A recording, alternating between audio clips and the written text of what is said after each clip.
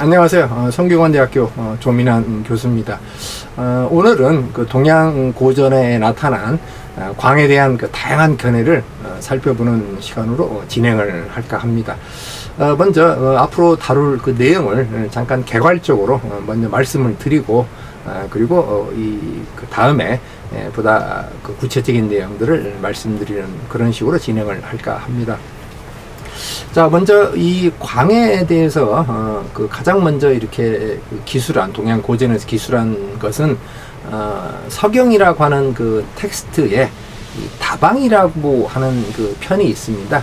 그 다방이라고 하는 편에서 성인과 광인이라고 하는 두 가지 분류 방식을 통해서 광에 대한 그 의미를 부여하는 이런 것들을 우리가 살펴볼 수가 있습니다.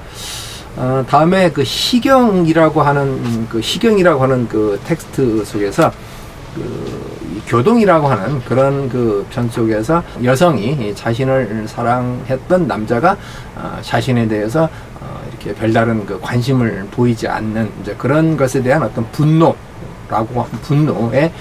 그 담긴 어떤 그 광에 대한 어떤 그 이해.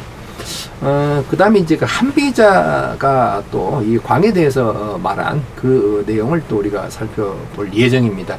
한비자는 그 우리가 흔히 말해서 허언이라고 할 수 있는, 저 사람 지금 무슨 소리 하는 거야? 뭐 이런 식의 어떤 허언과 관련된 또 그 어떤 광에 대한 그 이해가 이렇게 그 나오는 이런 것들을 우리가 볼 수가 있습니다. 사실은 이제 우리가 가장 그 핵심적으로 이 광의 어떤 의미를 밝히고 있는 것은 장자라고 하는 그 텍스트입니다. 사실은 우리가 실질적으로 동양 문화권 속에서 어떤 광에 대한 의미를 아주 새롭게 이렇게 그 의미 부여한 인물이 참 놀랍게도 바로 공자가 바로 그런 분입니다. 이 공자는 이 서경 다방에서 이렇게 부정적으로 인식한 그 광에 대해서 일정 정도 긍정적 의미를 부여를 하게 됩니다. 이런 그 논어에 나타나는 그 공자의 광에 대한 이 부분은 우리가 아주 여러 다양한 측면에서 심도 있게 좀 이해를 할 필요가 있습니다. 그 다음에 이제 인간을 이렇게 인간의 기질과 관련해서 다양하게 인간 기질을 또 연구한 그 또 텍스트가 있는데, 그 유소라고 하는 그 인물이 그 인물지라고 하는 그 책에서 이 광과 또 광에 대해서 이제 의미를 규정한 적이 있는데, 그런데 이제 우리가 이런 그 광과 관련해서 이 어떤 그 인간의 기질을 이제 연구를 할 때 또 함께 봐야 될 것은 바로 이제 견이라고 하는 그 용어에 어떤 담긴 그 인간 기질적 측면입니다. 그러면 먼저 이제 본격적으로 그 서경 다방에 나타난 그 광기가 어떤 의미로 이렇게 이해됐는가라고 하는 이제 그런 점들을 좀 살펴볼까 합니다. 그런데 그 서경 다방의 광은 이제 유가가 지향하는 그 성인과 서로 대비되는 그런 차원에서 광에 대한 어떤 그 의미를 규정을 합니다. 간단히 말하면은 그 성인이 마음 한번 잘못 먹으면 이제 광인이 된다라는 이제 그런 식의 이제 표현이 나옵니다. 자, 그런데 이제 여기서 이제 우리가 알아야 될 것은 이 유학에서 이 성인이라고 할 때 그 성인은 주로 제왕을 가리킵니다. 제왕.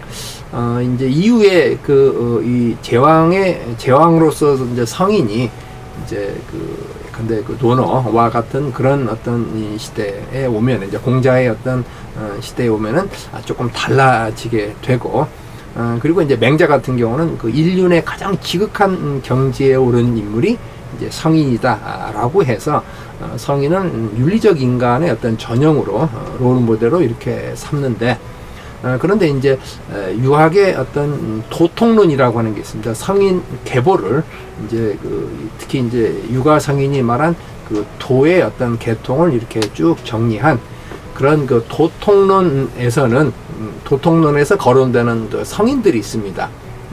근데 요, 순, 우, 탕, 문, 무까지, 이렇게 요, 순, 우, 탕, 문, 무까지 이런 그 인물들은 다 제왕입니다.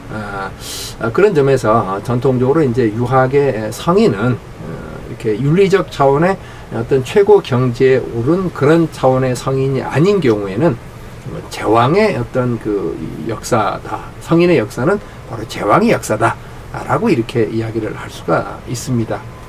제왕으로서 성인이라고 한다면 당연히 어떤 정치를 하는 것이 이게 이제 성인이라고 할 수 있느냐라고 할 때 유가적 그 시각으로 말하면은 덕의 정치, 덕치라고 하는 그리고 이제 애민 정치, 백성을 사랑하는 정치, 그리고 맹자식의 용어를 빌리면은 민본 정치, 백성을 근본으로 하는 정치. 이게 이제 어떤 그 육아 성인들의 어떤 그 정치관의 어떤 핵심 키워드입니다. 맹자의 어떤 다른 표현을 표현하면 이제 왕도 정치 뭐 이런 것이 되겠죠. 근데 이걸 이제 포괄적으로 우리가 이해를 해 본다라고 한다면 이제 덕을 통한 정치라고 이렇게 이야기를 할 수가 있습니다. 그럼 이제 성인으로서 제왕은 결국 어떤 인물이냐? 바로 덕을 통한 정치라고 이렇게 이야기를 이제 할 수가 있습니다. 그렇다면 이제 그런 덕치가 아닌 그런 정치를 하는, 즉 대단히 그 폭력적이고 강제적이고 그리고 이제 백성들의 어떤 삶을 아주 곤궁하게 만드는 이런 식의 어떤 정치를 하는 그런 인물, 그리고 이제 판단 자체를 제대로 하지 못하는 그런 그 제왕. 성인의 어떤 그 이 의미, 성인 할 때 그 성자의 의미 중에 하나는 이 정치적 실제 행태로 말할 때는 덕이라고 하는 용어와도 이렇게 관련이 되지만은 이제 또 다른 차원으로 접근을 해 보면은 어떤 상황 판단에 대한 어떤 그 이 분명함, 어떤 총명함 등과 관련된 이제 그런 차원의 어떤 성의 의미로, 성자의 의미로 또 우리가 이해를 할 수가 있습니다.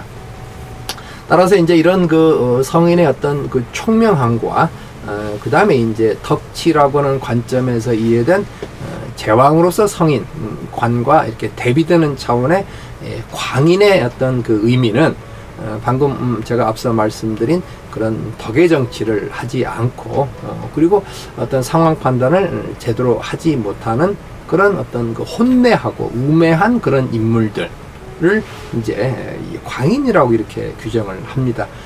그런 점에서 이제 이 요순, 우탕, 문무와 같은 그런 인물과 이제 대비되는 그런 그 광인의 전형으로 이제 일컬어지는 인물 중에 하나가 바로 걸과 주라고 하는 그 인물이 있습니다.